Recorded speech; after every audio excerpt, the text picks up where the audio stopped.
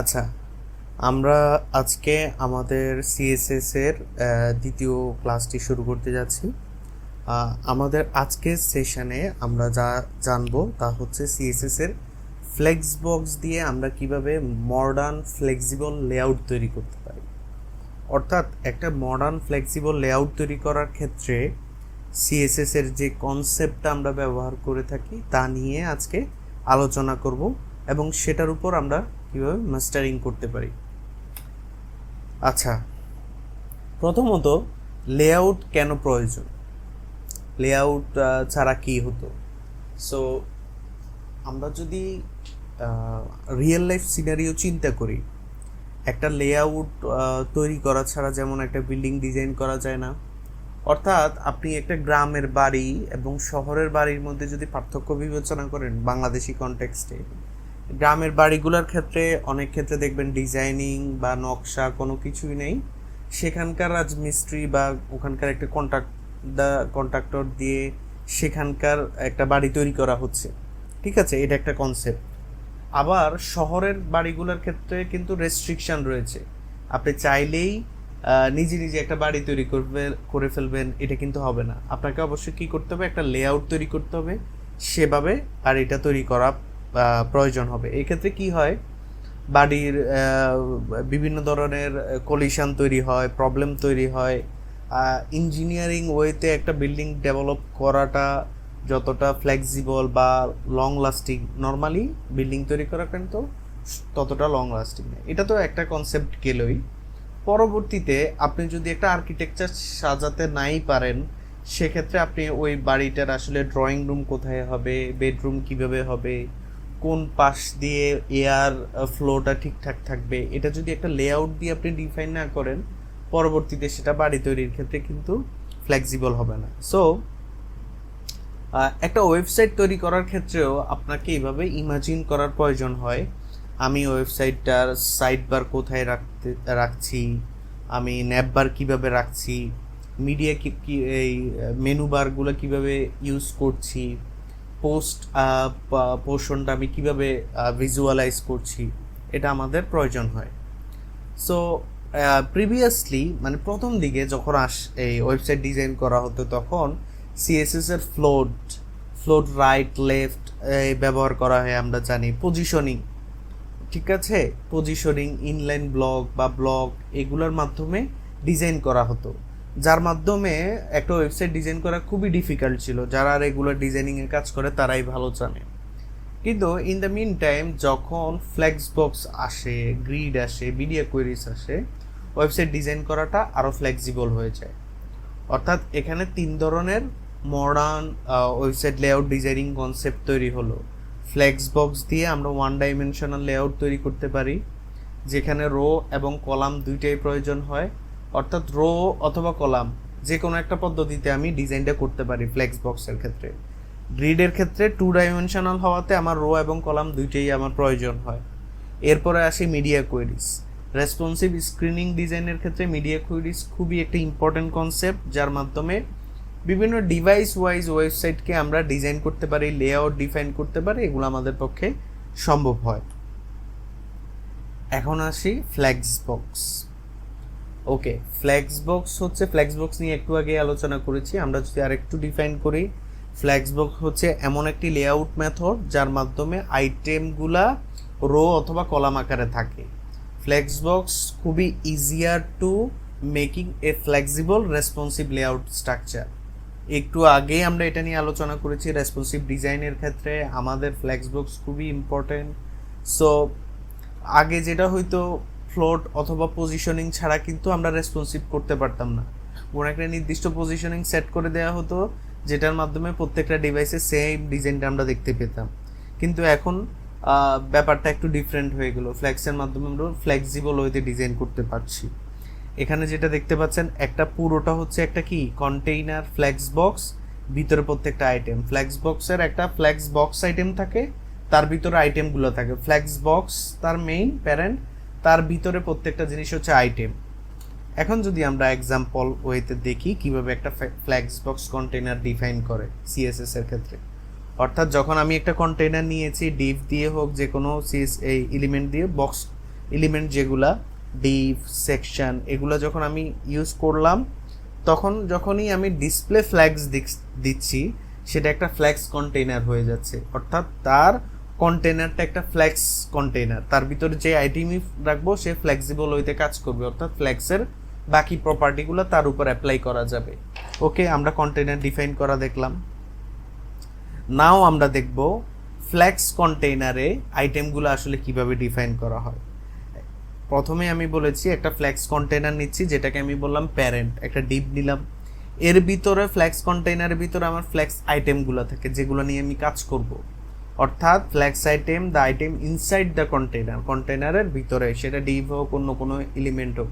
অর্থাৎ আমি যখন ফ্ল্যাক্স বক্স ডিফাইন করবো তার ভিতরে আরেকটা ফ্ল্যাক্স বক্স থাকতেই পারে, কিন্তু সে সেটাকে ডিফাইন করে তার ফ্ল্যাক্স আইটেম হিসেবে, অর্থাৎ ফ্ল্যাক্স কন্টেইনারের ভিতরে এখানে কি আছে সেটা তার দেখার বিষয় নয়, কিন্তু সে প্রত্যেকটাকে একটা করে ফ্ল্যাক্স আইটেম হিসেবে ডিফাইন করে। ওকেটা, এরপর আমরা দেখি ফ্ল্যাক্স বক্স দেওয়ার পরে ওই ফ্ল্যাক্স বক্সটার মধ্যে আমরা কি কি ধরনের প্রপার্টিস অ্যাপ্লাই করতে পারি। ফ্ল্যাক্স ডিরেকশন দিতে পারি, ডিরেকশন মানে দিক নির্দেশনা, র্যাপিং করতে পারি, ফ্ল্যাক্স ফ্লো বলে দিতে পারি, জাস্টিফাই কন্টেন্ট বলে দিতে পারি, অ্যালাইন আইটেমস বলতে পারি, অ্যালাইন কন্টেন্ট বলতে পারি। অ্যালাইন আইটেমস এবং কন্টেন্ট সিমিলার একটা জিনিস, কিছুটা ডিফারেন্ট থাকে তার মধ্যে, বাট তারা কনসেপচুয়ালি অনেকটা কাছাকাছি। এরপরে আসি, আমরা কথা বলবো সিএসএস ফ্ল্যাক্স ডিরেকশন প্রপার্টি নিয়ে। এখন আমরা তো ফ্ল্যাক্স সিএসএস এর প্রপার্টিসগুলো দেখলাম, যখন আপনি ফ্ল্যাক্স ডিরেকশন ব্যবহার করবেন তারও তো কিছু প্রপার্টি আছে বা ভ্যালু যেটাকে বলি, সে ফ্ল্যাক্স ডিরেকশন দেওয়ার পর সে কোন ডিরেকশনে যাবে, তো সেগুলোকে আমরা চারটা ভাগে ভাগ করি। এই চারটা প্রসেসে আমরা ফ্ল্যাক্স ডিরেকশন ডিফাইন করি, row, column, row reverse, column reverse. এখন রো দিলে কি হয়, রো মূলত ফ্ল্যাক্স বক্সের ডিফল্ট একটা আইটেম, আপনি দিলেও থাকবে না দিলেও সে বাই ডিফল্টে রোই চিন্তা করে। The row value is the default value, it is display the flex item horizontally. আপনি যখনই ডিসপ্লে ফ্ল্যাক্স দেন সে কিন্তু হরিজন্টালি দেখানো শুরু করে দেয়, আপনি কিন্তু রো বলে দেওয়া লাগে না, অর্থাৎ এটা একটা ডিফল্ট ভ্যালু, বাট আমরা বোঝার স্বার্থে এখানে লিখে দিলাম। তার মানে কি, সাধারণত সে রো আকারেই থাকে, ফ্ল্যাক্স যখন দিই প্রত্যেকটা আইটেম রো আকারে থাকে। কিভাবে রো আকারে, সবগুলো আইটেম মিলে সে একটা রো তৈরি করে ফেললো। রো মানে কি, যেটা ডান দিকে যাচ্ছে হরিজন্টাল ওয়েতে সেটাকে আমরা রো বলছি। কলাম বলতে কোনটা, যেটা ভার্টিক্যালি লম্বালম্বি ভাবে যেটা যাচ্ছে, আর এইভাবে যেটা যাচ্ছে সেটাকে হরিজন্টালি লম্বালম্বি যেটা, সেটাকে আমরা বললাম ভার্টিক্যালি।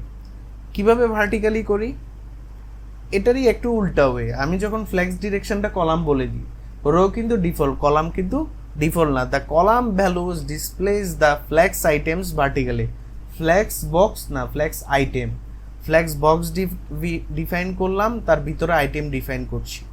যখনই তাকে কলাম দিচ্ছি সে কি করলো, পুরো বক্সের আইটেমগুলোকে কলাম আকারে সাজিয়ে নিল, 1 এর পরে 2 পরে 3, এটা একটা কি কলাম ওয়েতে রইল। দেন আমরা সেম জিনিসটাকে রো রিভার্স করতে পারি। রো দেখলাম, রো রিভার্স মানে যেটা আমার 1 2 3 ওয়েতে আসছিল সেটা এখন রিভার্স হয়ে গেল, এটা ছিল বাম দিকে হয়ে গেল ডান দিকে, মানে উল্টোটা, আগে যেটা ছিল তার উল্টো পর্যায়ে চলে আসলো। আগে 1 থেকে শুরু হচ্ছিল, এখন 3 থেকে শুরু হলো। এভাবে আমরা জিনিসটা করতে পারি। এরপর আসি আমরা ফ্ল্যাক্সের আরও একটি আইটেম, যেটা হচ্ছে কলাম রিভার্স। আগে ছিল 1 2 3, এখন 3 2 1 হয়ে গেল, অর্থাৎ আইটেমগুলো রিভার্স আকারে দেখাচ্ছে। সো ফ্ল্যাক্স বক্সের এই জিনিসটা আমরা দেখলাম, সো এটা অলরেডি দেখেছি আমরা। এরপর আসে ফ্ল্যাক্স র্যাপ, অর্থাৎ আমরা ভিতরের আইটেমগুলোকে র্যাপিং করতে চাই একসাথে। কিভাবে, আপনি ধরেন কোথাও একটা গিফট দিবেন, আপনার কাছে একটা আইটেম ছিল, একটা আইটেম যখন থাকে র্যাপিং করা ইজি, ওইটা একটা আইটেমকে আমি র্যাপ করে ফেললাম। যখন 5-6টা আইটেম থাকে এটাকে বিভিন্নভাবে র্যাপ করা লাগে, আপনি কি করেন, ওইটা যদি বক্স আইটেম হয় একটার পাশে একটাকে সাজানোর পরে পুরো প্যাকেটটা গিফট বক্সটা র্যাপ করা ইজি হয়। অনেক সময় এক একটা র্যাপিং আইটেমের সাইজ একরকম থাকে, সেটাকে আপনি মেজার করে পাশাপাশি আনেন।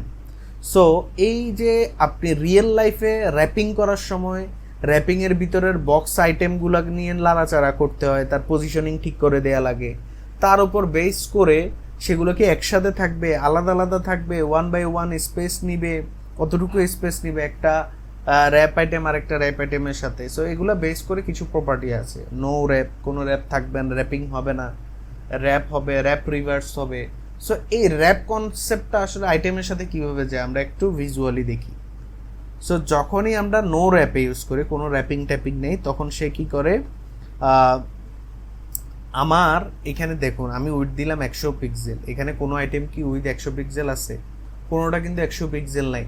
যখন আপনি নো র্যাপ দিচ্ছেন সে কিন্তু কোনো র্যাপিং ফরম্যাটে নেই। সে যখন নো র্যাপিং ফরম্যাটে থাকে সে কি করে, তার উইথটা মেজার করে, মানে সে কতটুকু উইথের মধ্যে আছে, উইথটা সে মেজার করলো। এরপর তার আইটেমটাকে চিন্তা করে, আচ্ছা আমার কাছে 10টা আইটেম আছে, আমি উইথটাকে 10টা ভাগে ভাগ করে নিব বাই ডিফল্ট। তাকে বলেও দেওয়া হয়নি যে কতটুকু সাইজে সে ভাগ করবে। তাকে কিন্তু আমি উইথ দিলাম 100 পিক্সেল, সে কিন্তু 100 পিক্সেল নিল না। ঠিক আছে, এখন এটা কখন সে বিষয়টা করতেছে, নিজের মতো করে সাজিয়ে নিচ্ছে, যখন আপনি আপনার সাইজটা এক্সিড করলেন। কারণ আমার এখানে সাইজ কতটুকু, প্রতিটা সাইজ যদি 100 পিক্সেল হয় তাহলে সবগুলো মিলে হয়ে যায় 900 পিক্সেল। এটার সাইজ কিন্তু তখন 900 পিক্সেল ছিল না, একটা ছোট আইটেমের মধ্যে থেকে আমি স্ক্রিনশট নিলাম, তার মানে এটার সাইজ 900 পিক্সেল অতিরিক্ত হয়ে গেছে স্ক্রিন সাইজের থেকে। তখন সে কি করলো, 900 পিক্সেলের জায়গায় অ্যাকচুয়াল স্ক্রিন সাইজ যেটা রয়েছে, অর্থাৎ অ্যাকচুয়াল স্ক্রিন সাইজ সাপোজ ধরলাম 500 পিক্সেল, সে 500 পিক্সেল ধরে প্রত্যেকটাকে 9টা ভাগে ভাগ করলো। এটাই তার কনসেপ্ট। এখন এটা যদি আপনি 100 পিক্সেল না দিয়ে অর্থাৎ 500 কমে, তাহলে কি হতে পারতো, ধরেন 9 দিয়ে যদি আমরা 5 নং 45 450, তাহলে আমরা 50 পিক্সেল করে দিলেও কিন্তু অর্ধেক হয়ে যেত, অর্থাৎ 500 পিক্সেলের কম। তখন কিন্তু আপনি যা দিয়েছেন সে ততটুকুই নিত, সে একেবারে ফিট করে ফেলতো না। নো র্যাপ, যেহেতু আমার র্যাপিং করছি না, এরকম একটা ব্যাপার ছিল। সো এটা একটু কমপ্লিকেটেড জায়গা, অনেকে এই জায়গায় কনফিউশন থাকে। এটাই হচ্ছে রিয়েল কনসেপ্ট নো র্যাপের। অর্থাৎ সে যখন তার ডিসপ্লে সাইজের কম থাকে, সে যা উইথ দিচ্ছে সেটাই সে নিচ্ছে, কিন্তু যখনই ডিসপ্লে সাইজের বেশি হয়ে যাচ্ছে আইটেম সাইজগুলা, তখন সে নিজের মতো করে সাইজ বসায় নিচ্ছে প্রত্যেকটা বক্সে। এরপরে যদি আমি র্যাপ করি, র্যাপ করলে কি হয়, প্রত্যেকটা বক্স, এই যে দেখুন আমি শুধুমাত্র র্যাপ করলাম, ফ্লেক্স র্যাপ, শুধু তার প্রপার্টিটার ভ্যালু চেঞ্জ করে দিলাম ফ্লেক্স র্যাপের। তখন কি হলো, 100 পিক্সেল দিলাম, যে আমার আইটেমটা তার সাইজটা 100 পিক্সেলই আছে, সে কমায়নি বাড়ায়নি, যতটুকু আছে ঠিক ততটুকুর মধ্যে আছে। সে এগুলোকে র্যাপিং করলো, অর্থাৎ 1 থেকে 6 জায়গায় নেওয়ার পরে 7 নিচে চলে আসছে, 6-এর পরে তাকে আর জায়গা দেওয়া যাচ্ছে না, অর্থাৎ সে নিজে নিজে র্যাপ করে নিল পুরো বক্সের মধ্যে। এটা হচ্ছে র্যাপ কনসেপ্ট। সো পরবর্তীতে যদি আসি আমরা আমাদের র্যাপ রিভার্স। র্যাপ তো হলো আগের মতোই, র্যাপিং অবস্থায় আমি বললাম তুমি নিজেকে উল্টো করে ফেলো, উল্টো করলো, ঠিক আছে, এখানে কনসেপ্টটা একটু ডিফারেন্ট। মানে আমার ডিজাইনটা যখন দেখেন, আমার যখন নর্মাল র্যাপ ছিল, উপরে ছিল 6টা, নিচে ছিল 3টা, রিভার্স করলে উপরে চলে যাচ্ছে 3টা, নিচে চলে যাচ্ছে 6টা, সেটা তো গেলই। আবার উল্টো করে সে শুরু করছে, চাইলে সে এখান থেকে শুরু করতে পারতো কিন্তু করেনি, সে উল্টো করে শুরু করলো 9, 8, 7, আবার এখান থেকে 6। সো রিভার্সটা মূলত এইভাবে ডিজাইনটাকে সাজায়। সো আমাদের বিভিন্ন কমপ্লেক্স সিনারিও তৈরি হয় এমন কিছু জিনিস ডাটা দেখানোর জন্য, তখন র্যাপ রিভার্স করতে হয়। র্যাপ রিভার্স করলে প্রত্যেকটা জিনিস এভাবে আমরা দেখাতে পারবো। এর পরবর্তীতে আসি, আমরা কি করলাম, জাস্টিফাই কন্টেন্ট। এখন পর্যন্ত আমরা দেখলাম র্যাপিং কিভাবে করে, কন্টেন্টগুলো কিভাবে রইল। এখন আমাদের প্রয়োজন হয়ে যায় কিভাবে আমি এটাকে সেন্টারাইজেশনে নিব, ডানে নিব, বামে নিব, মাঝখানে নিব। এটার উপর বেস করে জাস্টিফাই কন্টেন্টের কিছু প্রপার্টি রয়েছে। জাস্টিফাই কন্টেন্ট মূলত আমাদের এই যে হরিজন্টাল ওয়েতে কাজ করে, অর্থাৎ এই যে রো আকারে কাজ করে। কিভাবে রো আকারে, আপনি যখন জাস্টিফাই কন্টেন্ট সেন্টার দিচ্ছেন, রো আকারে সে সেন্টারে যাচ্ছে। যখন ফ্ল্যাক্স স্টার্ট দিচ্ছেন একদম সামনে চলে আসছে, ফ্ল্যাক্স ইন দিচ্ছেন শেষে চলে যাচ্ছে, স্পেস অ্যারাউন্ড দিচ্ছেন, সে নিজেদের মধ্যে একটা স্পেস নিয়ে নিল, প্রত্যেকটা এলিমেন্টের মধ্যে স্পেস বিটুইন দিলেন, দুইটার মধ্যে স্পেস দিল। এখন আপনার প্রশ্ন আসতে পারে, তাহলে ইভেনলির ক্ষেত্রে কি করবে?